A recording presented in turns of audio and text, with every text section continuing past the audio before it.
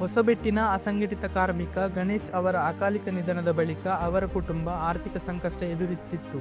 ಈ ಕಷ್ಟದ ಸಮಯದಲ್ಲಿ ಕರ್ನಾಟಕ ರಾಜ್ಯ ಅಸಂಘಟಿತ ಕಾರ್ಮಿಕ ಒಕ್ಕೂಟದ ಸಂಸ್ಥಾಪಕರಾದ ರಾಜೇಶ್ ಪವಿತ್ರನ್ ಅವರು ಸಕಾಲದಲ್ಲಿ ನೆರವಾಗಿದ್ದಾರೆ.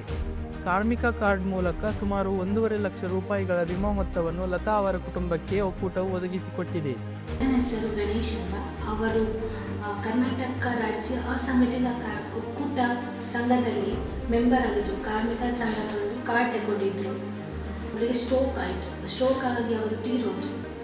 ಸೊ ಇಲ್ಲಿಯ ಬೆನಿಫಿಟ್ ಎಂತ ಸಿಗ್ತದೆ ಅದು ನನಗೆ ಇದರ ಫೌಂಡರ್ ಆದ ಮಿಸ್ಟರ್ ರಾಜೇಶ್ ಪವಿತ್ರನ್ ಸರ್ ಅವರು ನನಗೆ ಸಹಾಯ ಮಾಡಿದ್ರು.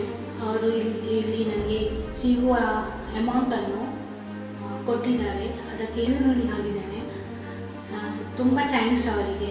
ನನಗೆ 2 ಹುಡುಗಿಯರು ಇದ್ದಾರೆ. ಅವರು ಇನ್ನೂ ಕಲಿತಾ ಇದ್ದಾರೆ.